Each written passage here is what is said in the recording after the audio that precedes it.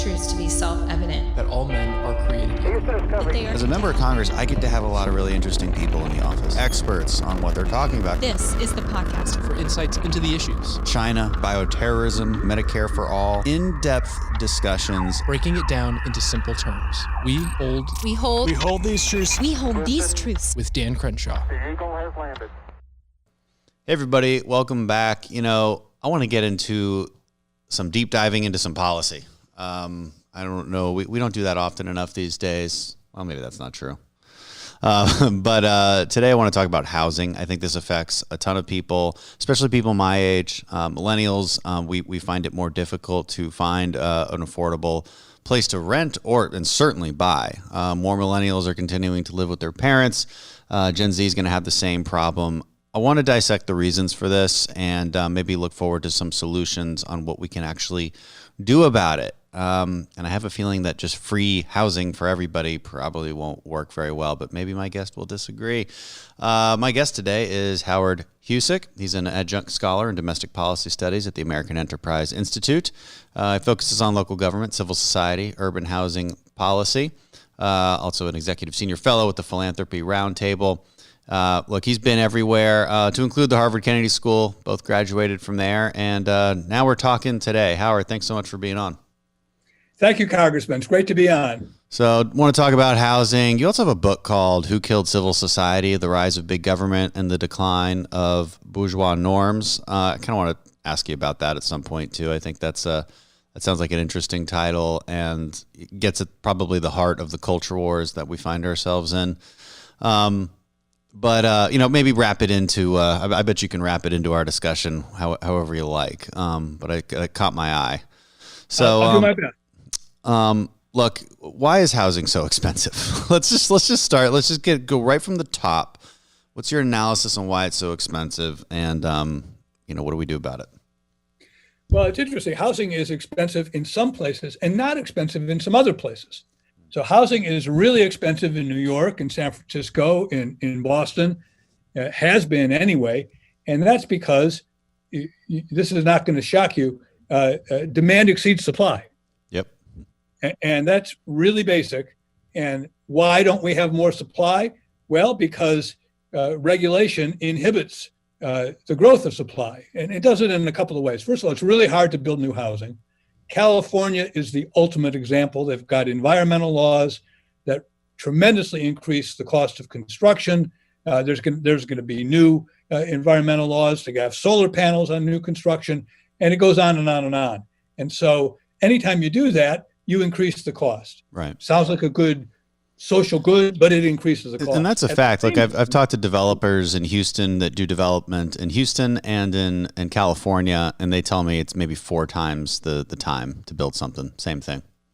Yeah, and housing is, it depends on your salary, but housing is a lot more affordable in Houston, and that's why California, for the first time, is losing population. Mm-hmm. I mean, that is an amazing thing. California has been, the destination for generations for Americans. And now you have a reverse exodus because of high housing prices caused not only by the construction costs, but by zoning. Right. So if you look at San Jose, California, which is one of the 10 largest cities in the United States, even though people don't think of it that way, 90% of the land is single family zoning.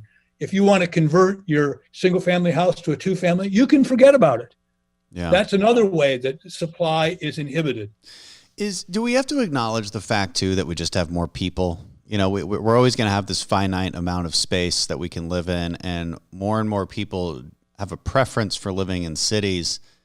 Is this even if our regulations were perfect, do we just have to acknowledge this inevitability of rising prices? Well, I actually don't think so. I think we're seeing, I think we're at a watershed. I think prices are going to stay high in California. But I think the pandemic is a big change maker. And suddenly you can work from home in Buffalo and work for Facebook. Yeah, that's true. This is going to be a real game changer. And we're starting to see an exodus from the expensive metros. Yeah. The expensive metros were a big So you think problem. It's going to balance itself out in a sense? Well, I think it's too soon to tell. Yeah. But I'm seeing that as well. I agree with you. I'm hearing it from people all the time. They're like, oh, our office just told us never come back. It's just. Does anybody really like commuting? No, but I do like. I mean, I like being around people. I don't know that I would do well in a purely remote situation, but some people do. But if you could, I agree with you. I miss the water cooler and the mini fridge. Mm-hmm. But if people can, I like stealing other people's food in the mini fridge. Well, I'm the boss, so they can't tell me no. It's great. That's quite a perk. I'm just kidding. Man. Ethics, chill. Jeez. But look, if you can get a really great house. I'm from Cleveland, Ohio originally, right? There's a city there that used to be the richest, wealthiest city in the United States called Shaker Heights, Ohio. You can buy a mansion there for $250,000. You can't buy a parking space in San Francisco for $250,000 or in Midtown Manhattan. That is actually not much of an exaggeration. So people are going to figure this out and say, if I'm getting the same paycheck and I can get 5 times as many square feet, I'm going to think about that. Okay, so you've kind of successfully debunking that. I mean, so the real problem then is we're not building enough in the places that we have, in the space that we have. I want to read some statistics here. Prior to the pandemic, more than 20% of millennials lived with their parents, which is up from 11% in 2001. And this is led in part, or maybe perhaps a consequence of, causality can work in both directions, a delay in millennials forming families. We're definitely having kids at a later age as millennials. But that's when they should be purchasing homes. So, where do we start? I mean, how can somebody, normal, middle-class millennial, how do we make it more affordable for them? Or again, kind of the same question as before, should they just be looking elsewhere? Do we have to disabuse ourselves of this notion that you have to buy in this neighborhood right from the beginning, or right downtown right from the beginning? Is that, or have we just changed the way we think about housing? Well, one thing we can do, and I'll take a slight tangent on this, we could help with school choice and with improving public schools, because there's a lot of concentration of demand in quote unquote good school districts. Yeah. So we're playing a kind of a musical chairs game with those. And when you're taking away some of the chairs or not adding chairs, well, the cost of the remaining chairs goes up. Right. But, if you could say, look, I can move to this low cost neighborhood, but I still know the schools are going to be okay. Or if they're not okay, I could take my voucher and go to a school that is okay. That would help even things out too. Yeah. How do you see the effects of the pandemic, the policies during the pandemic? Have they been beneficial? How have they affected the housing market? Maybe structurally speaking, long-term speaking. So we've allowed for mortgage forbearance, which means basically a delay in your payments. Eviction moratoriums at federal level, at state levels. So, how soon do you think we can transition back to normal?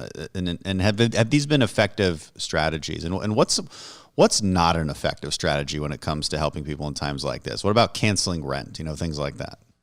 Right. So I think mortgage forbearance is okay because it doesn't mean that it's wiped off the books. Right. So if banks say, just pay it later. We'll pay it later, and we're not going to, put that on your credit rating, that's okay because people have lost income. To the extent that people use that and they still have their income, well, they're getting an interest-free loan, and that's unfortunate. And we hope they're not doing that. Yep. The eviction moratorium and canceling rent is a big problem. And I actually criticized the previous administration for adopting that. And I'll tell you why. Many, you say the word landlord and you think of like Daddy Warbucks twirling his mustache, right? Yep. But let me just tell you, there are a lot of landlords who are mom and pop, immigrants. Most of them. I would say most, yeah. And they bought, a 2, 3, 4 unit place, or maybe they bought 2 2-family houses. And suddenly there's an eviction moratorium. Well, are they ever going to get that money? They don't think so. There are people in New York that are owed tens of thousands of dollars, and they're, low-income immigrant families. So, and there are people who are basically taking advantage of this eviction moratorium because all you have to do is say, yeah, I'm a victim of the pandemic and check a box. We don't even know if you're out of work, what? So we have to understand, are there needy tenants? Yes. They should get the kind of direct payments that this giant bill does a lot more than that, but to the extent that it directs direct payments toward really needy people, well, that seems fine. And then they can use that money to do what? Pay their rent. Yeah. That makes sense. But having an eviction moratorium, we got to understand, this is a circle. It's not unrelated to the health of small property owners. Yeah, and I remind people, like, if you cancel rent, pretty good chance you end up in a 2008 financial crisis. The reason we had that crisis is because everybody stopped paying their mortgage at the same time. And you're definitely going to stop paying your mortgage if you're not getting rent. And there's this mythology on the left, like, oh, well, just landlords can just eat it because they're rich. It's like, man, no, that's just, I know a lot of quote unquote landlords, basically it just means you purchased your first home and then you moved, but you kept it and you rent it out. But if you go a couple months without rent, you're in really, really bad shape. It's not affordable. Right. Or it'll come out of the hide of the structure. Mm-hmm. We'll see that even with big property owners, if they're not getting that revenue stream. Yeah. You know why public housing went downhill? Originally, public housing was supposed to have its maintenance paid for by the rents. But then the federal government got in and said, no more than 30% of income for rent.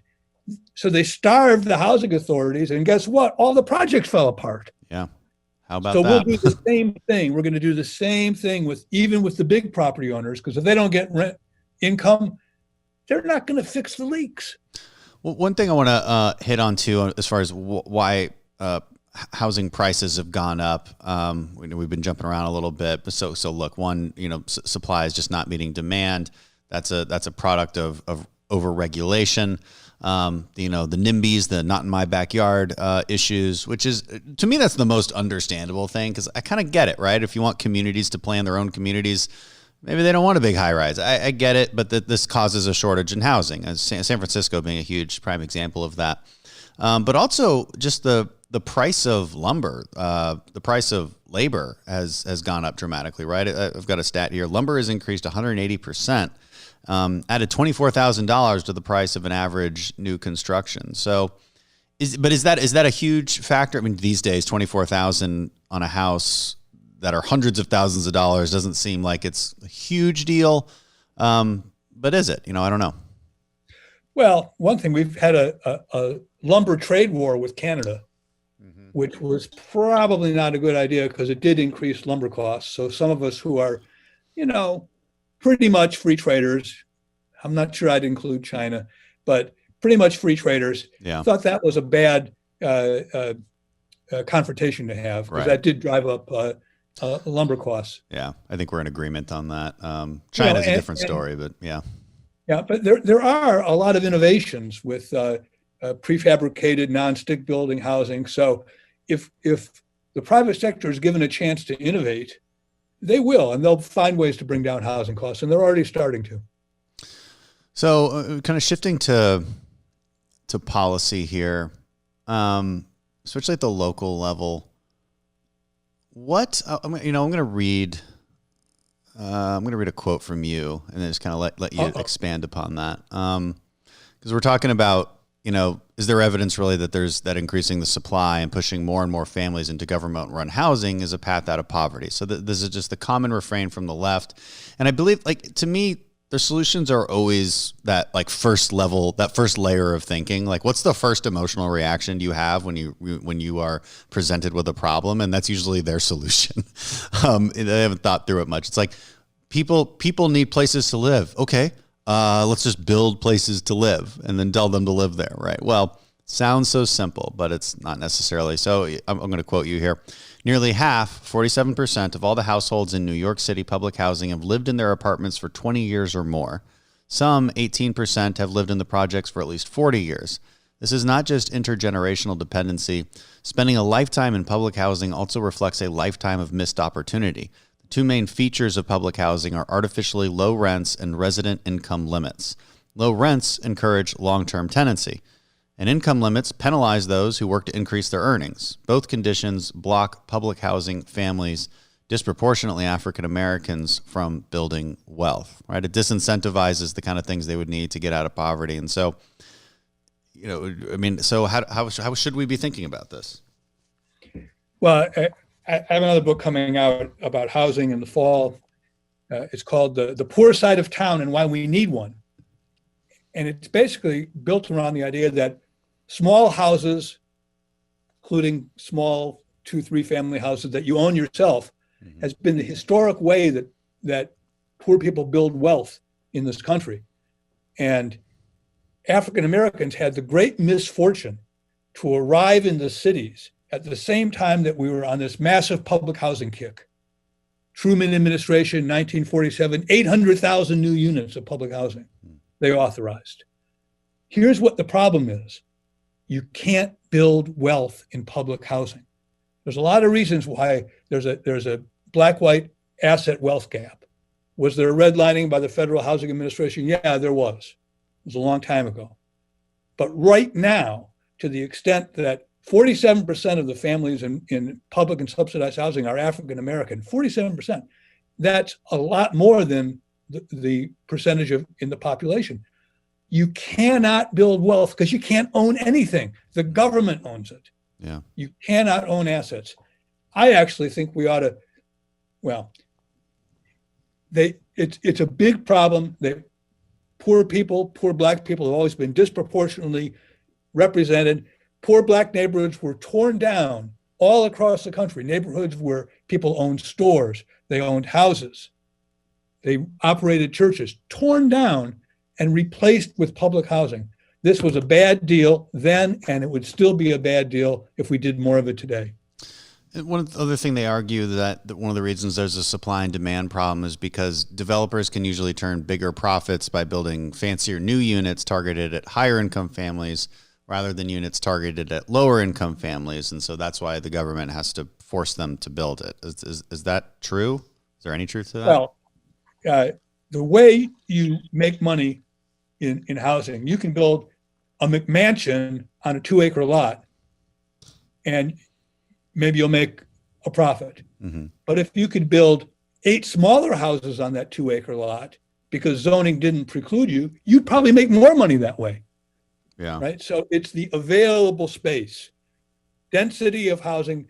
The more housing you have on the same land, the cheaper that housing becomes. Now, in terms of NIMBYism, not everybody wants to live in a high rise. I really don't. And not everybody should be steered, and local communities shouldn't be forced to build high rises. What we have to find is some kind of compromise with local planning boards. Local planning boards all over the country are the ones who are going to call the shots on this. It isn't going to be DC.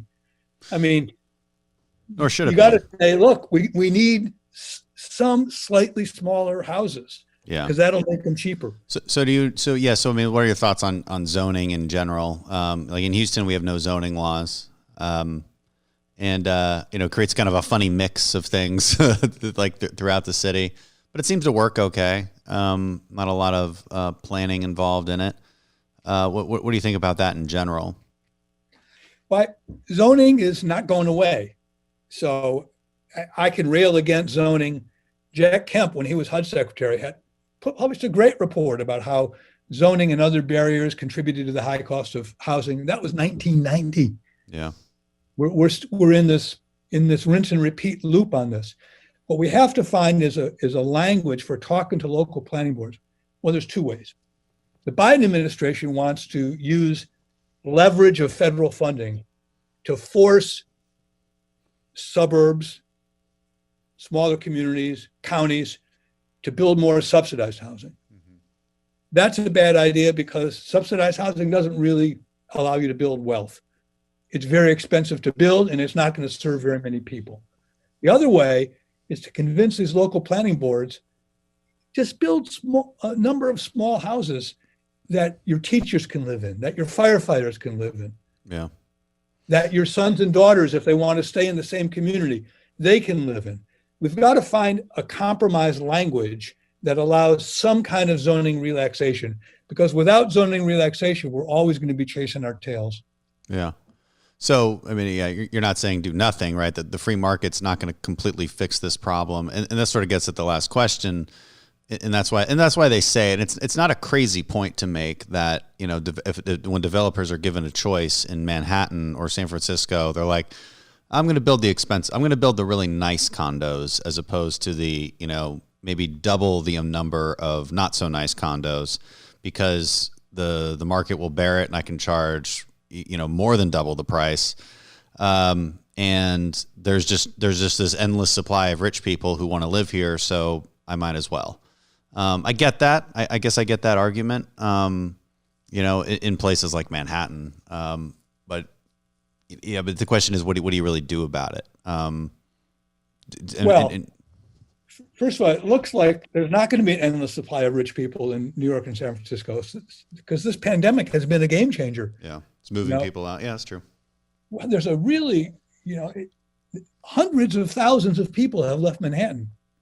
Not tens, hundreds of thousands. Yeah. And a lot of them are moving out of the metro area because they found out there's no income tax in Florida, really? And so they're checking it out. And that's a big destination for New Yorkers. San Franciscans are finding out that, whoa, Coeur d'Alene is really pretty. I'm moving to Idaho. Yeah. And they are.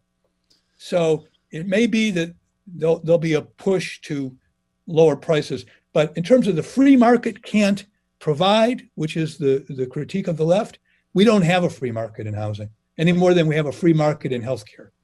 So speaking of non-free market mechanisms, you know, rent control. The left loves rent control. Again, it's always let's land on that first layer of thinking. We want rent to be cheaper. Minimum wage. Make it cheaper, right? Well, it's like, okay, well, there's always consequences to this. So does it work? I mean, what are your thoughts on rent control? Where is it implemented, and what do you see from that? Yeah, there's no economist. I don't even think Paul Krugman of the New York Times, who won the Nobel Prize in economics before he became a pundit, I don't even think he'd be for rent control. The New York Times editorial page before it got really woke used to be against rent control. Yeah. And there's a good reason for it. Maybe there's 100 good reasons for it, but here's the first good reason. So let's say I own a rent-controlled building. Mm-hmm. Who do I want to rent to? Do I want to rent to low-income people because the rent is low? Just the opposite. I want to rent to somebody who I know will pay the rent. If I'm only going to get $1,000 a month in Midtown Manhattan, I want to make sure I get that $1,000. I don't want to rent to somebody with a 500 credit rating because I'm a do-gooder. Mm-hmm. So you have a significant number of people in New York City who are relatively affluent living in. There were some scandals, I think. I was where like some New York City politicians had like 10 rent-controlled apartments. A lot of Hollywood actors have their rent-controlled apartment in Manhattan. That's where they, you know, isn't that nice? Yeah, and it's a feature, not a bug, because it's the logic of it from an owner's point of view. Second, do I want to rent to a single mother with 3 kids? I'm thinking, well, wait a minute. There's going to be a lot of wear and tear in my apartment. I want to rent to Dan Crenshaw, millennial. No wear and tear. I'm the best tenant. Yeah, well, all those parties, man. But but seriously, I want to rent to somebody who is not going to lead to wear and tear on my unit. And then, third of all, it's a missed opportunity. This is the same point I make about public housing. It's a missed opportunity because I am lured as the beneficiary. This is such a great deal. I'm going to stay here forever. I'm going to stay here a long time. Meanwhile, I could have bought something. I could have moved to another city where the pay would have been better. I am tempted by this low rent to make bad life choices. Yeah, and what does it do to the market? What does it do to the overall market? How does it affect it? Yeah. So there's 3 million plus housing units in New York City. More than 1 million of them are rent stabilized in one way or another. That's a really, really large number. Mm-hmm. And what it does is it means that the non-rent stabilized units, single 2-family houses, new buildings that were built unsubsidized that didn't get pulled into this. There's a game of musical chairs going on all the time. All of those other rents, what happens? They get bid up. So, because they're like operating in a totally different market. So as if it's if it's a market with less supply, even. But if you controlled everything, and I'm buying, a building from 1970, well, those buildings need maintenance. Yeah. If I can only get that $1,000 a month, you're not going to get it. Not going to maintenance it. No. Everybody complains about gentrification. I talk about what I call shabbification. The rent-controlled city gets shabbier and shabbier and shabbier. Right. Yeah. There's no incentive to invest. And certainly if you can't build in a rent-controlled city either. I mean, this causes a housing shortage, generally speaking. Well, if you know you're not going to get, if your return's going to be limited, a lot of them, they have an exception for new construction or this and that. And some of them are complex. But if for whatever reason you can't get the return you need for your investors, they're not going to invest. California is interesting. In 2019, Gavin Newsom led the charge to limit how much landlords can increase their rent each year. And voters actually defeated the measure. So, California cities are interesting because you got what's basically a crisis in San Francisco. I lived in San Diego for 10 years. It's a much differently run city. And you can see these concepts play out in real time and I follow the housing market pretty close in San Diego. So I bought a condo there and I don't know, after my first deployment in 2009. And so I've always followed the rent, and the rent has not gone up a whole lot, almost at all, which is actually frustrating. But the reason it doesn't go up very much is not because of rent control, is because they kept building all these buildings around it. In DC, it's happening in the Navy Yard. In Houston, it's happening inside the Loop. There's tons and tons of new projects going up, and so this is good. It keeps rent down. And not artificially down, but and this is the point, right? It's down in a sustainable way. When you artificially via mandate control prices, whether it's a floor or a ceiling, this is not sustainable. It creates other consequences. When it happens naturally, meaning by market forces, it is in fact sustainable and you can rely on it and predict based on it, which is a much healthier thing. So. Yeah, that's why I'm hoping that this work from home deal is going to create these new market forces that will, in a weird way, increase supply because my choices have expanded. And again, I'm from Cleveland, Ohio originally, and so much underutilized real estate there with good infrastructure. The weather isn't great, I'll have to admit that, but.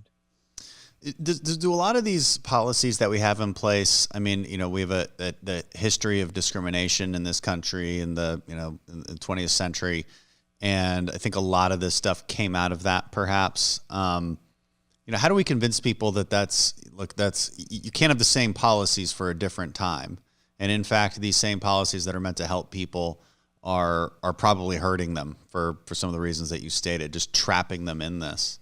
And then let's move into what is the right way to help somebody, because a lot of our policies that you and I are talking about, they're structurally intended. So a little bit, the causes better outcomes for the long term, but there is a short term as well. Well, that's true. And it's hard. Your line about the first blush, the superficials, it's like minimum wage or rent control. They're tempting. Yeah. The reactions, the reactionary policymaking. Right. But in terms of the history of discrimination, minorities were discriminated positively and negatively, and both were bad.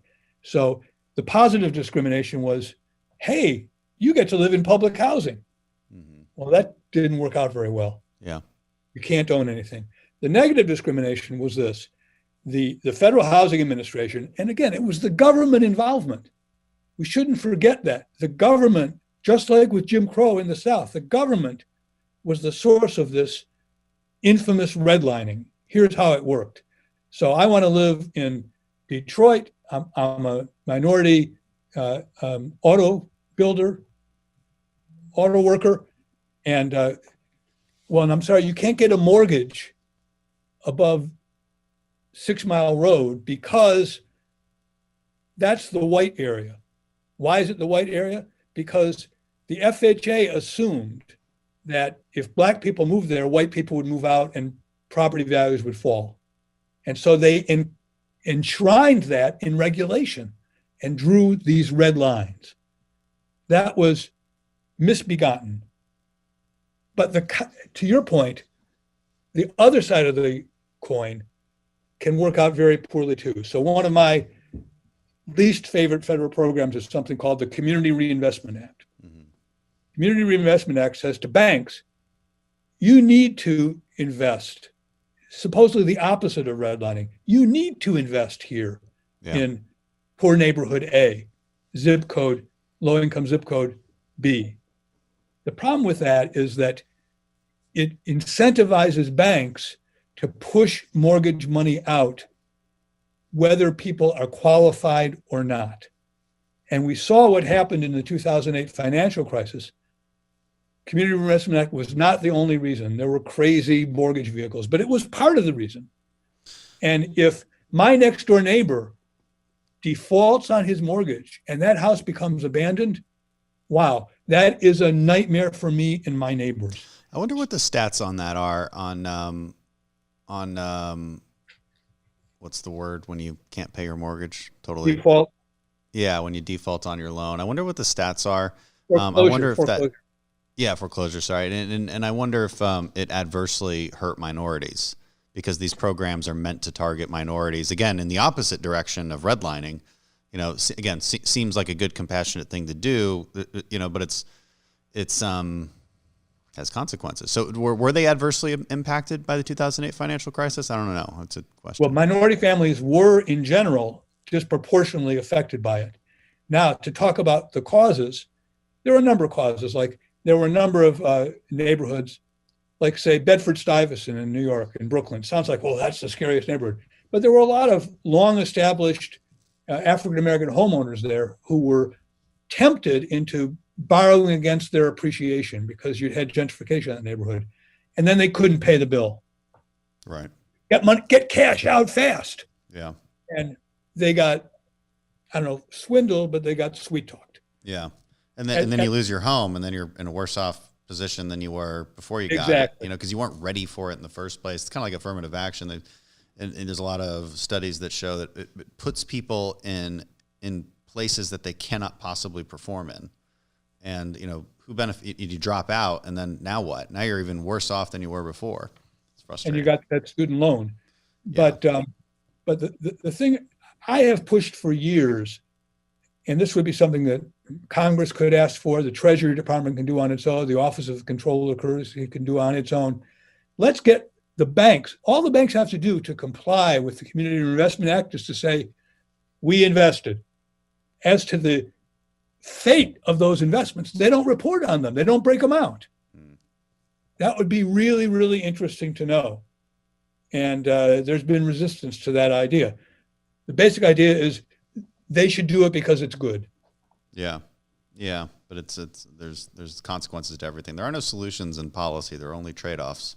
It's a good rule to live by. And nobody wants to live by that rule. Oh, we can just get $1.9 trillion. It's just free. It's like, no.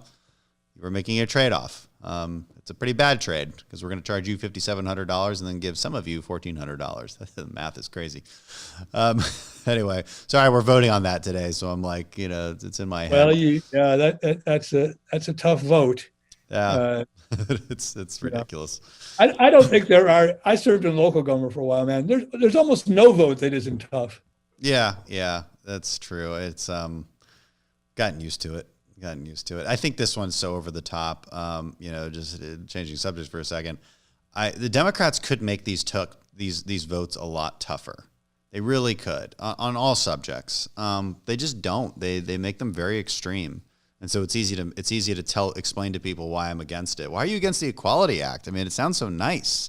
right? You want people to discriminate against each other? It's like, no, that's actually not at all what's in this thing. Here's what's in it. And people are like, wow, really? Yesterday they in the House passed the PRO Act, which basically eliminates independent contracting. So, hey, all you liberal freelance journalists, sorry, you're done.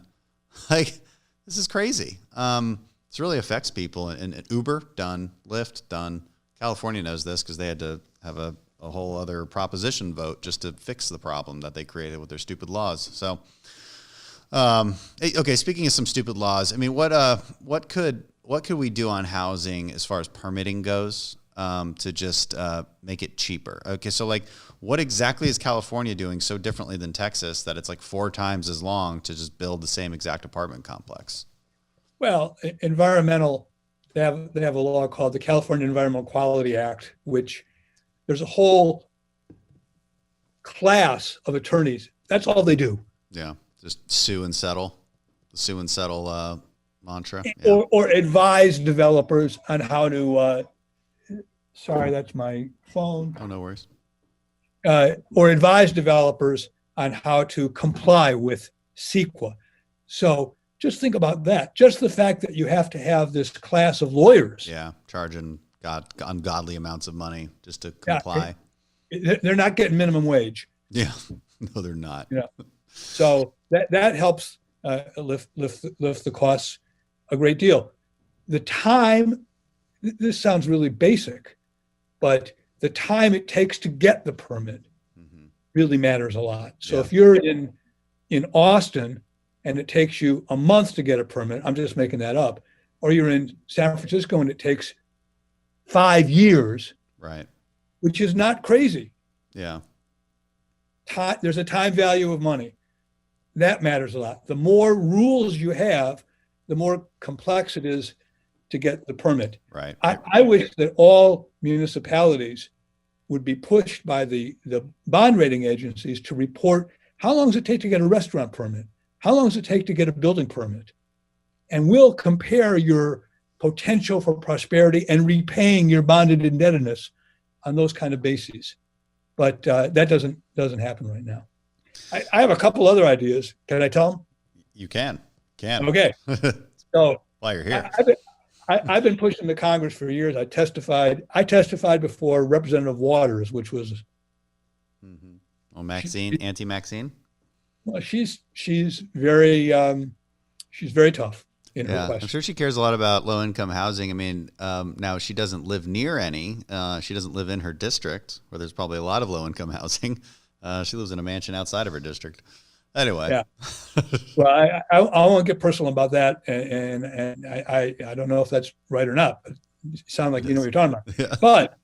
But I'll say this: we could manage we have 5 million, 10 million people living in low-income housing, 5 million units. We could change the rules in some really basic ways that would make a huge difference to help poor people become upwardly mobile. So for instance, can you imagine signing a lease in San Diego on that great apartment you used to rent? Was that when you were in the Navy? Yeah. Yep. Yeah, San Diego is a Navy town, isn't it? Yep. Had 4 roommates. It's kind of is a different thing. It's like, I get the sense that a lot of young people these days don't feel like they should have to roommate with somebody. They want to live in the best spots. And it's like, that's not how any of us grew up. I mean, just, again, there's cultural issues with some of the housing complaints as well, but please continue. But imagine you were signing that lease and the lease said, anytime your income goes up, your rent will go up. Would you sign that lease? No. But we ask every resident of public and subsidized housing to sign just that kind of lease. That's true. That's a good point. So they have, a high marginal tax rate. Right. They have no incentive to make more money. I mean, the same with welfare, right? It's basically any government program because we want to means test it. And so, okay, because how do you get out of that? How do you get out of that problem so you're aligning your incentives correctly? Well, we've done it. There's a small number of housing authorities that are called moving to work, and they have latitude. San Bernardino, California, they say, okay, You can have a fixed percentage lease, fixed rate. This is your rent every month. Mm-hmm. If you agree that after 5 years, you're going to move out Okay. and make way for people on the waiting list. We could think imaginatively about how to incentivize people not to stay for 40 years in public housing, Right. but to use it as a way station on Right. their way up. Which is the whole point of all safety net programs, or at least that Should used to be be. the point. Should be.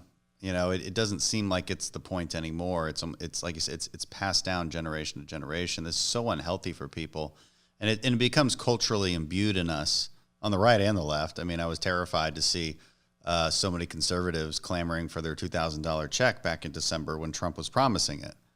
It was deeply wrong.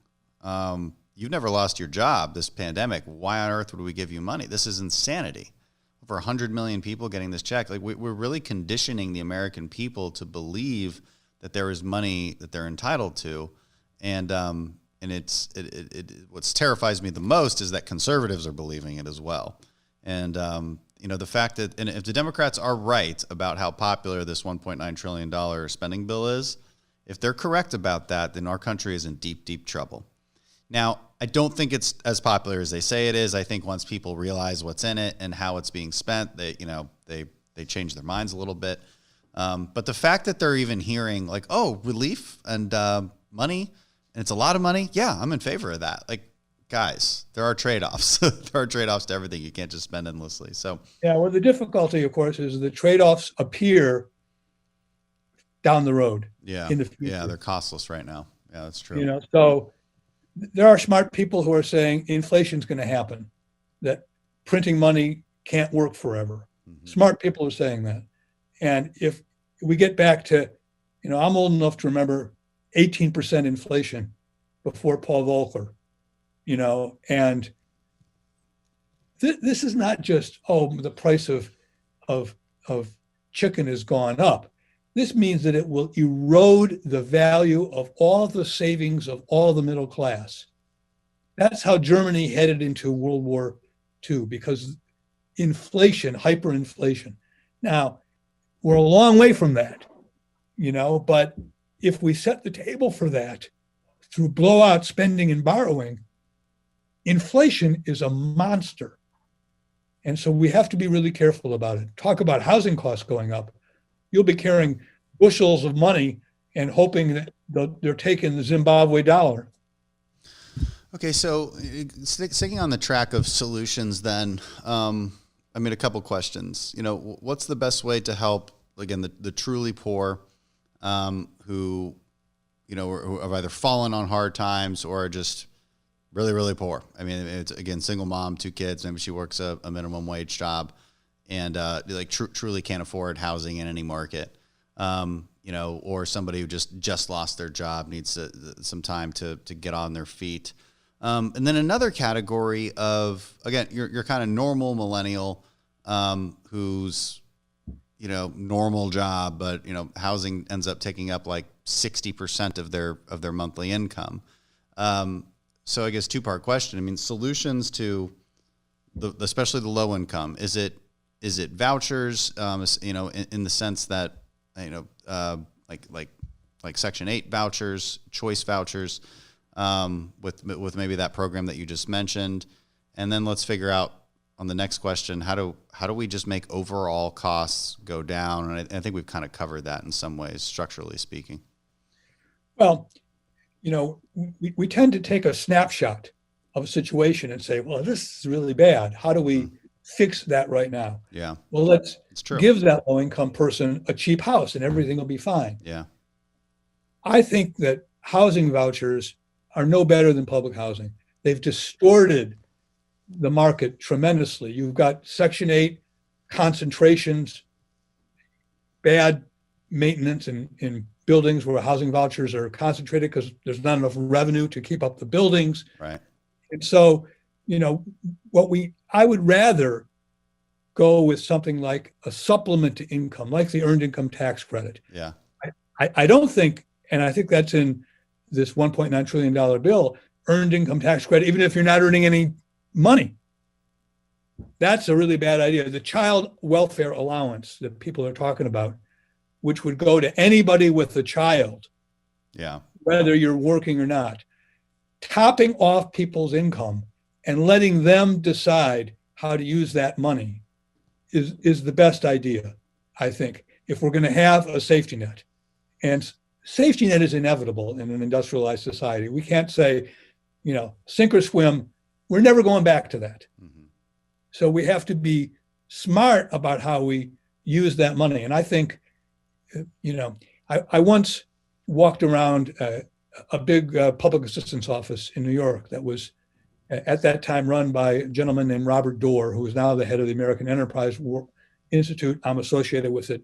But I tell this story anyhow. I'm not flattering him. He had these thermometers up on the wall there. And one is how much you earn if you're on public assistance. And the other was how much you earn if you're working and you're getting these death benefits on top of that because you're working. Mm-hmm. And the second thermometer was at a much higher level. That's what we have to have in people's heads, that you're better off working, that the government will supplement your income if you work. And we have to continue to structure our programs around that. I don't think we should say, the only thing you can do with this money is to rent a house. Maybe people say, you know what, I'm willing to double up and save money. But if I get a Section 8 voucher, the only way I can do it is to live basically by myself. Yeah, and you have to find a specific Section 8 housing qualified. They also tell me that, look, you have to go through a lot more hoops to even build Section 8 housing. It has a lot of federal requirements on it that don't make sense, that a normal safe builder just wouldn't do because it's silly. It's like, where the sockets have to be. I mean, it's very, very specific. And so there's just less incentive to build it. Plus then when you do build it, you usually, in theory, I think you could charge more than what the voucher is worth, but they tend not to because they know they're not going to pay it. Not going to pay it. Well, to build low-income housing tax credit is a huge federal tax expenditure, as they call it, money that the federal treasury is not getting for building subsidized housing. Cost per unit in California is nearly $400,000. Build one low-income unit. Why? Why is it so? Just because of the extra regulations that they require to build it? Extra regulations, and it's new construction, and it's got to be nice. Mm-hmm. You're going to have a mixed income unit, so they got to have units that appeal to market tenants. Yeah. So it becomes the Government Accountability Office has done a series of reports on why low-income housing tax credit programs are so expensive. They're for people with low income, but they are not low cost to build. So are they effective at all? Are they helping anybody? What are we getting out of this? Well, it's interesting. If you live in a cheap place and it's a nice new place, you might be happy. You might be pleased. You might also feel weird if you're one of 10 low-income families in a building with 90 other higher-income families. You might feel strange about that. Yeah. You might rather live. People tend to be more comfortable with people they have more in common with. Yeah, more in their socioeconomic. And I don't mean racially, ethnically. I mean socioeconomically. Yeah. Otherwise you feel like, wow, is he looking down on me or what? It's a strange and as you mentioned before, if it's forever and not, a stepping stone, then yeah, and it should be a stepping stone. There is upward mobility in this country, but not if we disincentivize upward mobility. And that's exactly what we're doing with our housing policies. We're disincentivizing upward mobility. So if I'm hearing you right, the best way to just deal with, it's not just housing, but all safety net programs, all welfare, whether it's food, housing, and just basic income. I think that basically covers the three categories of some kind of welfare. An earned income tax credit that just covers all of them, and you can spend the money however you want. It would just be a far more efficient. I would basically cash them out, and let people decide. Give them trust people to make good decisions for themselves. Yeah, and don't forget food stamps. Right, that would be included in that. Right. Oh, it's enormous, and there's like 80 programs. It's deeply confusing. You could probably add healthcare into this too, by the way, Medicaid. You know, You it's could. like, My former colleague, Orrin Cass, who now runs an organization called American Compass, that says, why do we pay people a ton of money and say the only thing you can do with it is buy this expensive Medicaid right. insurance program? Let's give them money and say, you want to buy a bare bones healthcare plan? Yep. Okay, that's their choice too. Yeah, and it's just more efficient, right? You're probably saving. We could spend the same amount of money, give it to people. Now in healthcare, I would argue put it in HSA so that you're only spending it on healthcare. But okay. you know, you can work this stuff out. But it just seems like and then the other thing about I like about you know, because like you said, a Section 8 voucher still has to be used on Section 8 housing, so they still know that you're a Section 8 person. It would be nice if they didn't know that. Right? It would be nice if you could have like some form of anonymity, you know what I'm trying to say. Yeah. Anonymity. When you just, you know, you have money that you get from an earned income tax credit and then you give to somebody. One question I have, and I don't know if we have this level of detail, but earned income tax credit, the entire principle behind it is, look, as you earn more money, you get a bigger tax credit. But obviously that can't be infinite. That has to have a ceiling. You get a lesser tax credit. Okay, sorry, that's true. So it does work out, yeah. So at a certain point, but you're okay, yeah. Sorry, I totally misspoke. So yeah. But here's what really worries me, and it worries me about any of these housing programs. When you pay 30% of your income in rent, let's say you get married, and your new spouse has a job. Whoa, you get hit with a big penalty, don't you? Yeah. The higher your income goes, we got a marriage penalty, earned income tax credit, housing subsidies, everything. And, you know, 72% of African-American babies are born to single parents now. Mm-hmm. That's tragic. And it didn't used to be true before we expanded this welfare state. People think, well, that's always been true of minority families. No. When Daniel Moynihan wrote his famous report about worrying about this, it was under 30%. So we have created incentives that have hurt children born into poverty. What do you think? You've written a little bit about Biden's plans. You know, he mentioned extending housing vouchers to any family paying more than 30% on rent. I'm not sure, 30% of income. Okay, of their income on rent. That's a lot of people these days. I probably pay at least 30% on rent. That would be a massive new entitlement. Yeah, I would get that entitlement. Yeah, because I have to have two rents living in DC and Houston. It sucks, by the way. I wish. So yeah, what do you think about that? How would that affect the market? Well, how would it affect, you know, the budget? I mean, it would be a massive new entitlement. Yeah. Because many, many more people are qualified based on that metric than are currently served by low-income housing programs. So you would vastly expand this. And again, if you give people money, the only thing you can spend this on, you're going to the supermarket. You can only spend it on hamburger. Mm-hmm. Wait a minute, I really want tofu. Well, I'm sorry, man.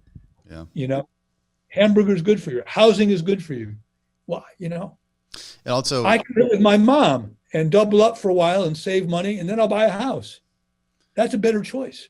And as you mentioned, it's the incentive structures are still backwards, right? It still disincentivizes getting that higher paying job, disincentivizes marriage, which would even moving. Yeah.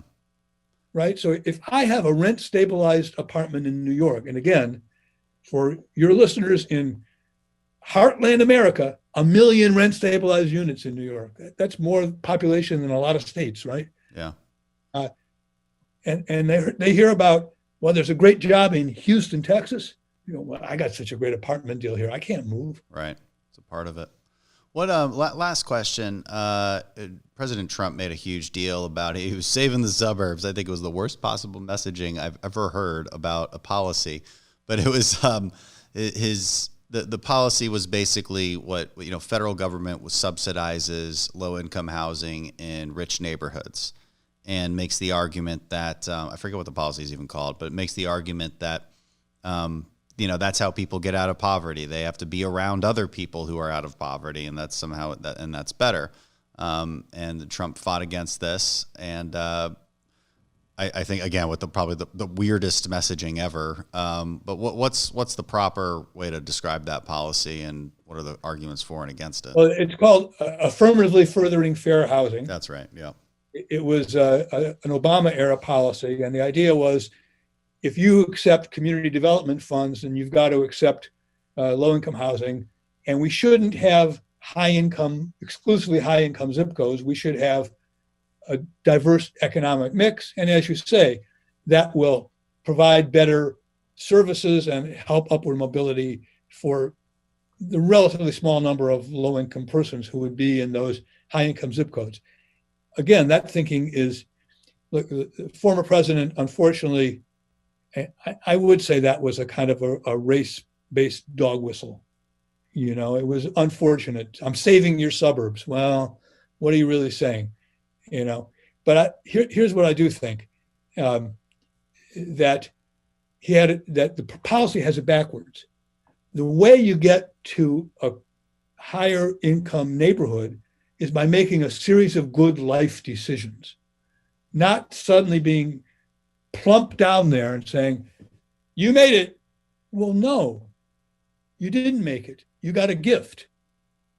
You didn't make the choices, the sacrifices, the savings, marriage, all of those good life decisions that allow you to move from an apartment or public housing to buy a small house in Levittown, or in what's the equivalent in Houston, starter homes, right? Yeah. So saying that all these good habits will rub off because you're living down the block from people who made good decisions, what are you saying? You're saying you get the same rewards without having made the same hard choices. Now, does that mean there should be racial discrimination? Absolutely not. Anything that anybody can afford to buy or rent, they must be. We got to enforce that. Yeah. We got to do whatever it takes to enforce that, to make sure people are not turned away. But that's different. And maybe this is the last question. That's an argument you hear a lot on the left. They're hyper concerned about discrimination. That was part of the reason for the Equality Act. They believe LGBT people are discriminated against in housing. Is there any data to back this up? What do we see in reality? Is it still happening? If you know a realtor, they are so scared to death. Realtors I know are afraid to tell potential buyers about religious institutions in the neighborhood that they might be interested in attending, because that might be considered steering. Realtors are afraid, scared to death that they'll be charged with discrimination, lose their license, lose their livelihood. So I think enforcement has been serious. Now, should HUD, one of the things HUD ought to be doing, if we have to have HUD, is to send out inspectors. Yeah, send out minority inspectors. If they get turned away, send out white inspectors and find out if they can get the apartment. Prosecute those people. Yeah, I'm for that. Yeah. I'm for rule of law. But to assume that it's going to happen when we passed the Fair Housing Act in 1969, we've done something about this. So yeah. I to the extent that it's a problem, it's a much lesser problem than it used to be. And enforcement should be funded and be real. I think that about wraps it up, and I got to go anyway. Howard, thank you so much for being on. That was really informative. I think this is a subject not a lot of people know a lot about, and thanks for distilling it for us and giving us some solutions. I always like to come away with some simple solutions on what we should be talking about and how we should do this. All right, we're only supposed to say thanks for your service to military guys, but I thank people for their service in government, because that's a hard job, man. It's I miss the old kind of fighting for sure. It was much easier. So awesome. All right. I appreciate it, Howard. Thank you so much for having me on, Representative, and good luck with what you're doing.